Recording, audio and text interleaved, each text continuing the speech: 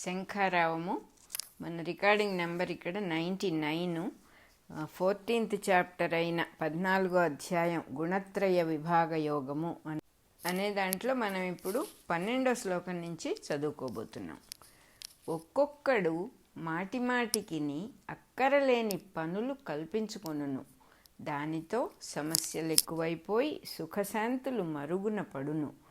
ఏ పెద్ద పని గాని తనదే అనుకొని బాధపడుచు ఇంత లాభము వచ్చు పనిని మరి ఒకడు చేయునేమో మించిపోవునేమో అను భయమున తానే చేయవలెనని అనిపించుట లోభము. ఇంకొకనికి కలుగుచున్న లాభమును చూచి తానును కల్పించుకొనుట మాత్సర్యము. దీనికి కారణమైనది రజోగుణము. దానివలన పనులు చేయుచుండుటయే మిగులును గాని ప్రయోజనము అర్థము ఊరట కలుగవు. పనులు తెమలవు. చేసిన పని పుట్టకురుపు వలె సెలలు వేయుచుండుటయే గాని ఈ పని పూర్తి చేసి తిని అనుకొనుటకు వీలు లేదు. ఈ లక్షణములు గలవాడు రజోగుణ ప్రధానుడు. 12వ శ్లోకం అయిపోయింది. ఏమి చేసిన ఏమగునో అని కొందరు భయపడుచుందురు. దేని విషయమునైనను వారికి గ్రహణ శక్తి తక్కువగా ఉండును. ఏ పనినైనా ఎట్లు చేయవలెనో వానికి తెలియదు.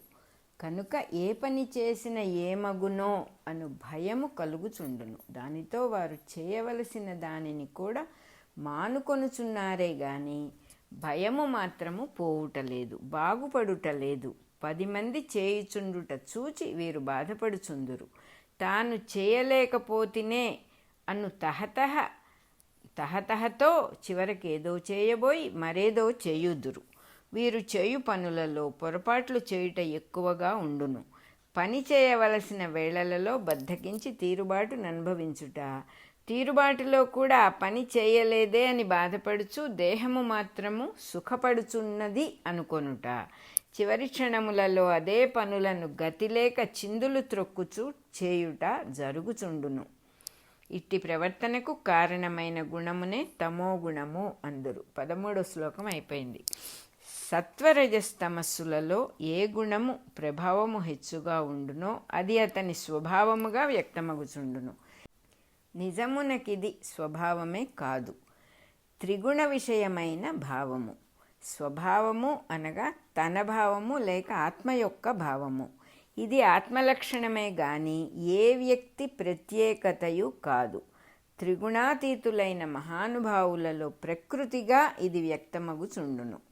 అలలు లేనప్పటి కొలను వంటి స్థితి ఇది. అప్పుడు కొలను కనిపింపక అందు ప్రతిబింబించు అహోరాత్రములు వాని రంగులు మాత్రమే కనిపించుచుండును. అట్లే త్రిగుణాతీతుని యందు వాని తరహా అని ఏదీ ఉండదు. సృష్టిలోని దివ్యతత్వము యొక్క లీలలు వాని నుండి వ్యక్తమగుచుండును. అట్లు కాక త్రిగుణములలో ఏదో ఒక గుణము ప్రాధాన్యము వహించినప్పుడు అలలతో కూడిన కోనేటి వలె ఒక ప్రత్యేక స్వభావం ఏర్పడును. ఎన్ని చిరుతరంగముల కదలికలున్నను వానిని గమనింపక సముద్రము అనియే వ్యవహరించుచున్నాము. అలలు హెచ్చుగా ఉన్నను సముద్రమనియే సరిపెట్టుకొని పిలుచుచున్నాము. కానీ అందు అహోరాత్రములు సూర్యచంద్రాదులు ఉన్నవి ఉన్నట్లుగా ప్రతిబింబించుట లేదు. సూర్యుడు తునాతునకలుగా కనిపించును. అట్లే త్రిగుణములలో ఒకటి ప్రాధాన్యము వహించినప్పుడు స్వభావమైన ఆత్మలక్షణము ప్రతిబింబింపక వ్యక్తి వికారములే కనిపించుచుండును.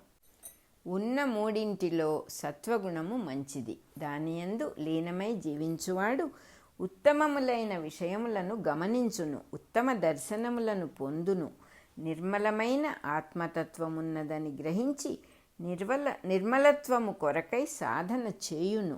కర్మసంగము వలన బంధము కలుగుచున్నదని గ్రహించును. అది ఎట్లు కలుగుచున్నదో తెలుసుకొన గోరును. బంధము లేనప్పుడు ఉన్న స్థితి వంటి స్థితి ఒకటి ఉన్నది అని గమనించును. దానిని ఏర్పరచుకొను మార్గమున తెలుసుకొన ప్రయత్నించును. దీనిని జిజ్ఞాస అందురు. దానికై క్రమశిక్షణమునకు వాని మనస్సు అంగీకరించును. ఈ క్రమశిక్షణమునందు స్థిరపడుటకై సన్నివేశముల మంచి చెడ్డలను ఓర్చుకొనుట నేర్చుకొనును. ఇదియే తితిక్ష. బంధము లేని స్థితి అనుభవమునకు వచ్చుచున్న కొలదియు ఆ స్థితిలో జీవించుట స్థిరపడును. ఈ స్థితియే ముముక్షుత. ఇన్నిటికి దారితీయునది మొట్టమొదట సత్వగుణ ప్రధానమైన జీవలక్షణము ఏర్పడుట. సత్వగుణమునందు స్థిరత్వము పొందినవాడు శరీరము విడిచినచో నిర్మలమైన ఉత్తమలోకములను పొందును. అనగా అతడు మరల దేహమును ధరించుసరికి ఉత్తమమైన సత్వగుణ ప్రధానమైన స్వభావముతో జన్మించును. 14వ శ్లోకం అయిపోయింది. రజోగుణము ఉద్రేకించుచుండగా దేహము విడిచినవాడు మరల జన్మించుసరికి వాని మనస్సు రజోగుణ లక్షణముచే ఆవరింపబడి ఉండును.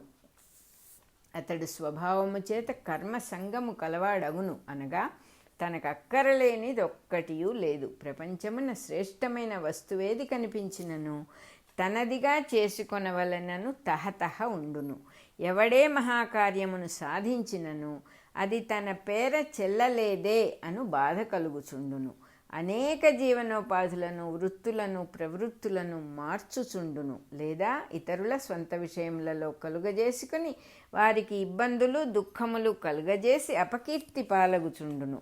ఇది మనకు సంబంధించిన పని కాదు, ఇది మన సొమ్ము కాదు, ఇది మనము ముక్కుదూర్చవలసిన విషయము కాదు అనుకొనుట అతని జీవితమున ఉండదు. ధైర్య సాహసముల పేరుతో జీవితము, కాలము, అవకాశము, పేరు, ప్రతిష్టలు, డబ్బు మున్నగు వానిని కాల్చుకొనుచుండును.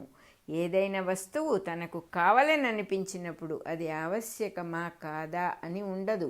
దానిని కొనదలచినప్పుడు డబ్బున్నదా లేదా అను ప్రసక్తి ఉండదు. అప్పు తెచ్చుటకు జంకడు. వానికి కొత్తవాడు